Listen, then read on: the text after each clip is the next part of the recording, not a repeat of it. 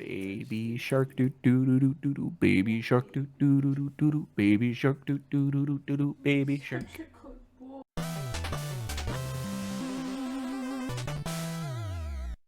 We might actually. We're kind of powering through this. We might actually finish this game. In Oh, this we might finish it? Well, like, there's this level, there's one more, hang on. There's one more speedway, and boss in, this hub world. And then we go on to the final hub, which is only about 3 or 4 levels, so yeah, we might just finish it. Don't worry, the only one that's gonna be trapped is him. Yeah. Sorry. That's okay. I was just looking up, like, Rift Tracks quotes, because I wanted to quote some, but ironically I couldn't remember very much. And there's one from the Matrix where, like, the supervisor's like, "You've got a problem with authority," and then Kevin as Neo is just like, "No, I don't. Go to hell." Oh, that's good shit. That's good shit. I was thinking the same thing. Like, I wanted to start quoting some MST3K, but none of it's fucking coming to me because it's just like, it's so fast paced that you just forget it. Yeah. I mean, it's off the cuff, and you're just like, oh fuck, what? Anakin to Padme, "Come on, I'll show you 3PO. And Kevin's like, "Every fanboy's dream, bringing Natalie Portman to your room and showing her your robot." Oh, that's a good one.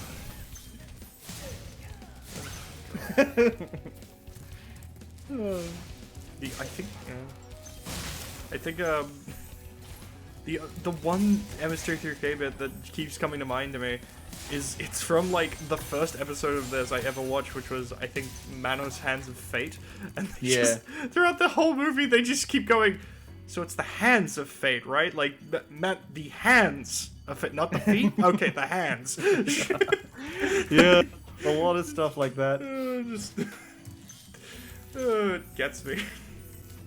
I love that, like, Manos Hands of Fate became one of those famous bad movies where, like, now there's just, like, several fan films that are, like, sequels, prequels, follow-ups. There's a video game about it.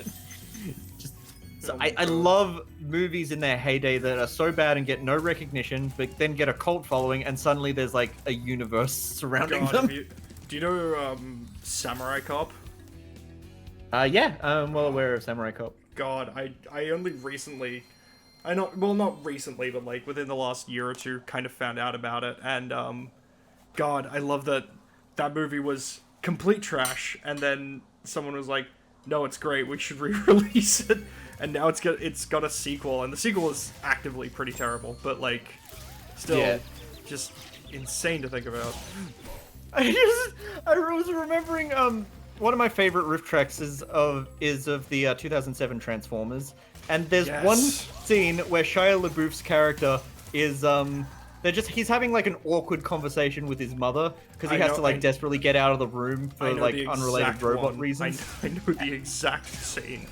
And then she's like, "Oh, for Pete's sake, it's like, you don't have to be so, like, defensive. What, were you masturbating? You know what, if that's too awkward, we don't have to call it that. We could call it," and then the riff tracks chimes in with, "LaBeef Stroganoff." LaBeef Stroganoff.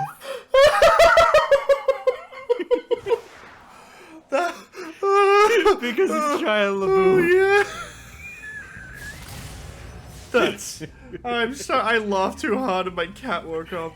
Oh my god. That's so horrible. I love it. I also love the one where Optimus Prime is like he's doing his exposition dump, and he's like, "We were betrayed by the Decepticons," and then the riff tracks goes, "Oh, so not the Trustworthicons." Duly noted. Oh, that's really good. And then there's this big dramatic scene where, like, all of the robots are like, it's the camera like spinning around. It's showing them all off as they're like transforming around Shia LaBeouf and in the alleyway. And it's supposed to be super dramatic and like this big like event scene. And then the riff tracks is just like, "Man, I can't believe they were stupid enough to take themselves outside of their original packaging." God, that's a good bit. But then Fuck, there's damn it. there's a really, really good one when they're in the city having their big battle. And Shia LaBeouf is like running with the cube that he has to keep away from the Decepticons. Yes, And the he's MacGuffin running up cube. the stairs in this like giant building. Like I think it's a church or something like that. And then Megatron smashing in slow motion through the window, and the riff track says, "Oh, how unfortunate that he ran into the only building in the city with a conveniently Megatron-sized window." Oh, that's fuck. Oh, that's good. Really Megatron-sized. Conveniently Megatron-sized window. I love that. I love Hugo, bits like that. I love that Hugo Weaving has played Megatron, the Red Skull, and Agent Smith. Like, I don't know why. It just There's a makes me bit. happy. There's a bit when Megan Fox's character is like fiddling around in the car, like talking about car stuff. And it's just like, it looks like your distributor cap is a little loose. And Sam's like, yeah, how do you know that? And the riff track's like, I just loosened it. I just listened to it. There's a No bit. shit. There's a bit where a soldier's like, I got no communication with Ariel, and then the riff tracks goes, or Prince Eric for that matter. Oh my god. And then there's one bit where a soldier's trying to get this thing loose, like break open a box. It's like, it needs a key! And so another soldier runs over and grabs an axe, and the riff tracks goes, oh, they tied the key tied the key to an axe so no one would walk away with it. Very clever. Oh, they tied the key to an axe. I can imagine the exact turn. Like, oh, they tied the key to an axe so no one would walk Yeah. away. Very clever. I just love the casual delivery during all of these dramatic scenes. It kind of reminds me a little bit, in Ed, Edd n Eddy the movie, like the TV movie, when it's my like, God. there's like a glass case that says break glass in case of movie. That's very funny. Just I so thought- many good bits like that. I want a T-shirt of Ed, Edd n Eddy, but it's Ed, and Freddy Krueger. Fred, sure that Fred, is- and Freddy. I'm Yeah, sure that I'm exists. sure someone's done that. Yep. That sounds like a skit, like an animated skit. Like I'm sure if we had any sort of wit or improv skills, we could probably just make up the skit on the spot, and then I could send it off to someone on Fiverr, and they could animate Ed, and Freddy. Yes. Excellent. And we will use these poor animators. Well, Ed, you can run, but you can't hide. Buttered toast. Buttered toast. I always really liked the episode of Ed, and Eddie where they're trying to they're trying to film a horror movie, and Ed puts on this this monster costume and then just actually turns into a monster for a little bit. Yeah. I thought it was like shockingly creepy when I was a kid. I was like, oh, okay, Yeah. that's off-putting. This might be a little bit controversial for some people, but I will sometimes, if I don't feel like watching the entirety of a show, I will go into IMDb to get a feel for a show that I want to check out. I'll go to IMDb and look up like the best episode and like watch Yeah. that instead. And I've been meaning to like go through Scrubs because I remember enjoying it when I was a teenager, but I never watched through the entire series. Yeah. No, and it can be a hard watch at times. Yeah. Yeah. But I did enjoy watching it. I was like watching it on the plane to Japan once on one of those like little screens where they have like a bunch of things you can watch. Yeah. Like in-flight movies and stuff. Yeah. And I just remember there were some really wholesome moments in that show that made me go like, oh, this would be nice to like, you know, it's easy watching, you know. Yeah. Yeah. And then and there's the highest. Yep. No, go on. I feel like you have a story. No, I feel like I know where you're going with this, but like, go on. Oh no, you have no idea. The highest Okay. rated episode of Scrubs is it's not the musical one, but I love that episode. It's with the musical one, someone put Guy Love over fucking Mellow from was it not N. Yeah, Mallow from Death Note and his Mellow like guy and- friend. Yeah. Yeah. Anyway, the highest rated episode of Scrubs is the one with Brendan Fraser. Yep, that's exactly where I thought you were Yeah. gonna say the And really. I have not cried that hard at like an episode of television in like a super long time. Like the twist just comes at you like completely. I don't know. I probably won't spoil it here in case someone wants to go and watch it. It's just absolutely heart shattering. I remember watching it because like I thought it was gonna be half the episode felt like a generic episode, which made me kind of go like, oh yeah, it's all right, but I don't see why like, you know, it's at the top of the IMDb rankings. It doesn't make any sense to me why it's so high up. And then the last scene It just hits you. absolutely punches you in the gut and leaves you lying on the ground. It's just like, I fuck was like, you. I was just like non-stop, like, oh, I can't believe it. Oh no. Yeah. There are a couple things that have made me like ugly cry at It's like Fry's dog in Futurama. Yep. That Hits you. hits you Hits you out of nowhere. there's a this is gonna show how much of I'm a big Digimon fan, like really Yeah, big. yeah, I love Digimon. Love Digimon to shreds.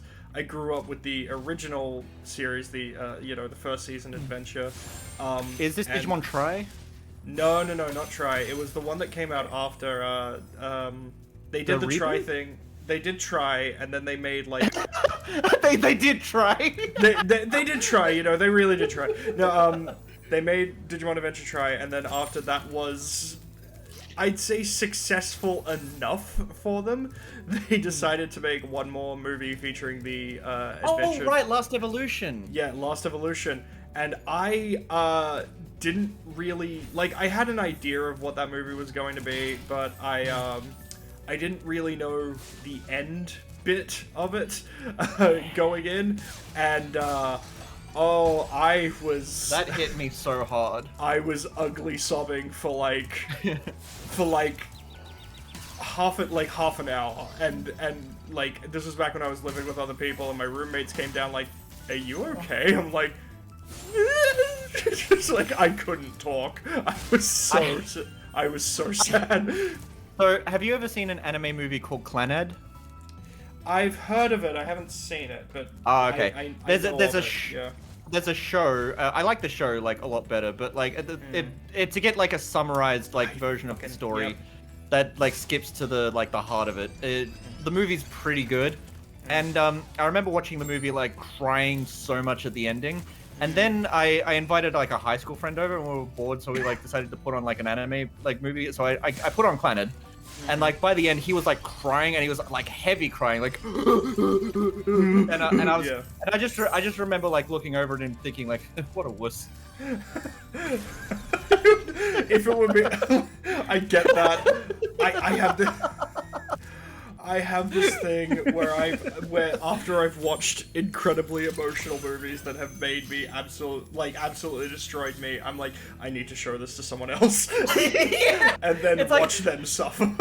It's like the reverse. It's the opposite of showing someone a funny video that Yeah. you're trying to make your friends laugh. You're trying to instead like make them feel an emotion instead. Yeah. Have that like really cathartic cry. Any advice Yeah. before this battle? I think recently my partner and I watched Nimona together, and neither of us knew anything about it really, and oh, there's a scene in that just like destroyed us both, and we were like, well, this is great. Well, I How guess you I gotta watch feeling? it now. Oh, it's actually very good. It's I heard it's a good movie. there is this problem that I have with a lot of animated movies of late, which I see a lot of other people bring up, which is they go a fucking mile a minute and never slow down. And that is, I think yeah. that's a symptom of, one, studios thinking kids need to be entertained every fucking second, and two, What do you think of the Mario movie? I love it, but I have the same issue. Right, too that fast was- paced. That was the other thing. That was the other movie I was going to use as an example. Not even too Yeah. fast paced. Just like, take a second to breathe. please, like, give me a moment here and there to just like. It might just be because I'm like super ADHD, but I kind of miss like fast-paced movies. Oh like, no, like got to the point. Totally. But it's weird. Like I for my birthday, I got a gift card for JB Hi-Fi, and the Mario movie just came out, and I was like, ooh, cool. I'll buy this. I want to rewatch it. But while I was searching around, I also found the 1980s Mario Bros. Movie. So I bought both. I bought both and decided, you know what? I'm gonna do a double feature. And it's really interesting because like the new Super Mario Bros. Movie is the better film, right? Like clearly, it's obviously, it's a lot better written. It's gorgeously animated, all that, but I have a new respect for the 1980s movie after watching it back to back with the modern film, because good lord, the set design and like everything they were trying to do, like it's not good, it's not well done. Half the actors hated it and were drunk or / not giving a shit on set. Like, I played a game like, let's pick if John Leguizamo was drunk in this scene. But like there was clearly so much effort and passion put behind the other one that it almost makes the modern movie look really generic by comparison. Yeah, and it's weird. Those are, by the way, those two movies make a fantastic double feature. Yeah, I can imagine. It feels like watching the same movie in two parallel universes. Yes, it really does. So I have three things partially in relation to that. The first of which is that the original Mario movie went through so many rewrites, but there was the guy who designed the what was the original plan for a more fantasy-based Mario movie that was going to be more similar to the video games. His original designs for what he wanted to do for sets and castles and all that sort of stuff was went online, and they look so interesting. We could have gotten a completely different Bob Hoskins Mario movie. Oh, of course, yeah. The other two things is I find the world of that original Mario movie to be so interesting that I feel it would be so interesting to see a sequel years later. Maybe not. I feel like the actor who played as Luigi is still alive. You could get him to come back. John Leguizamo's still around. He's still if there's a really passionate original Mario movie fan who has some filmmaking experience, they could do a years later style short film for Luigi's Mansion. I would just as a little. That. Yeah, I think that would be a nice little way to pay tribute to the people who like the original movie. And another thing I was thinking of is if the Nintendo was really anxious about doing anything related to their IPs in movie form again, but I think they went the safe route with being animated, which was the right choice. Yeah. I do think I just a curiosity in my mind is what if they tried to do the live action concept again? I feel like there is a tangible you know Abbott and Costello. Yeah. So imagine two Brooklyn plumbers, like a comedy duo of sorts, going to this fantasy world and just sort of the fish out of, similar to the Mario movie, but a bit more fish out of water, way more fish out of water kind of thing. That'd be fascinating. That would be fascinating. I think with Nintendo's IPs, I think there are certain series that lend themselves more to either animation or live action.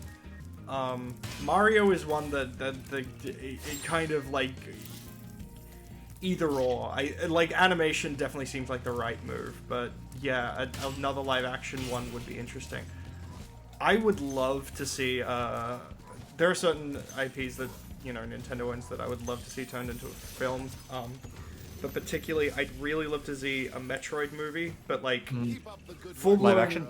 Live action, but treat it almost like a horror film, or a sci-fi horror film. I'd be really interested in something like that. Yeah. Do you remember Ninja Turtles versus Batman or whatever that film was called? I haven't watched it. I nearly did. A friend of mine had a Ninja Turtles themed birthday party just this last wow. year. It was Wow. great, and we watched. That's how I ended up watching a bunch of Rise of the Teenage Mutant Ninja Turtles, which I hadn't seen before, and it's actually quite a good show. I should definitely watch that. Yeah, good luck finding any. It's on Paramount Plus, and I think it's also on Amazon Prime, but Not on Netflix anymore? No. Well, the movie Used to be. The movie Oh, is. okay. But Okay. yeah, they're not in like the right order, and they don't have all the episodes, which is really fucking annoying. That sucks. It's worth tracking them down because it's a good series. But we were at one point nearly, like on that night, nearly gonna watch the Batman TMNT crossover, and for some reason we all just got too tired and we're like, fucking do it later. But I do. It's worth it to hear It's worth it to hear Batman say pizza time. Do they do Cowabunga? Cow bummer. No. This is where my parents died, Raphael. Cowabunga, dude. I love the Parappa the Rapper. It's like, this is where you watched your parents die. Oof. I slam my have- penis in the car door. You slam your penis in the car door. Love that. Do Yep. you remember? What was it? Oh yeah, there's this new game. Mitch, you should always know. I remember it, so you don't have to. Yeah. Yeah, anyway, go on. Yep. I forgot what the name of the game is, but there's one that it takes clear inspiration from Parappa the Rapper. I think it's Scratch and Melody. Oh. And there's a lot of like really like I sometimes I'll just listen to the music on its own because it's just like such a legitimately like calming experience. Like I feel like if you're having a rough day, like just watching like the cutesy characters like dancing around in the Scratch and Melody game is just like a weight off your shoulders. Fair. I don't actually know this game, but I love Parappa, so I'll have to give it a look. Oh, you definitely this is definitely up your alley. I feel like this is definitely the kind of game you'd like. Good. Sorry. The other thing I was gonna say earlier in relation to the like TMNT versus Batman thing is that so there's all this talk about how like a Super Smash Brothers movie wouldn't work in like you can't do it in the Detective Pikachu style, and it probably would look like maybe it would work in like the Super Mario Brothers animated like movie style, but like I think for like ideas that are a little bit more shall we say like strange or bizarre, you do the Batman v TMNT thing where you make it like a straight to video 2D animated movie, right? Yeah. I think that could work really well because like Smash Brothers I feel would work really well as an anime. It really would. I reckon And you know what else would it could be done, but yeah. You know what else would make a really good anime, which I'm surprised like hasn't been like pitched or announced yet? Yeah. Penny Parker from the Spider-Verse movies. I'm amazed that hasn't happened. That needs to be its own spin-off, like yesterday. Yes. Speaking of Parappa the Rapper, we're about to have a fucking Parappa reference in this right here. Oh? Hang on. I'd be rescued, Wait for it. especially by such a little dragon. What I mean is, I always believed in you, Spyro. Spyro. You gotta believe! Nice. I'll try and think of some funny ha-has. What were we fucking talking about? I think we were talking about the potential for a Super Smash Brothers movie or a Yes. Zelda movie. Yeah, I want a Zelda movie. I think Breath of the Wild and Tears of the Kingdom have definitely made it more possible that we could get something Zelda related, but Well, at the same time, it probably wouldn't take. It would probably take a while, but yeah, I also don't want a movie based on Breath of the Wild and Tears of the Kingdom. I want to see goddamn Ocarina of Time or Link to the Past, you know, that sort of thing. It has been said that Nintendo is doing their own. They're opening up their own exclusive studio for like making movies. So I'm not even sure if Illumination is going to be like continuing to take on Nintendo IPs. It's possible. They're probably going to stick with Illumination for Mario at the very least because you know the first one made so much money. But they're probably going to start like making their own movies when it comes to. Oh, actually, Game Theory had a video on this because of course he did. Game Theory. Yeah, sorry.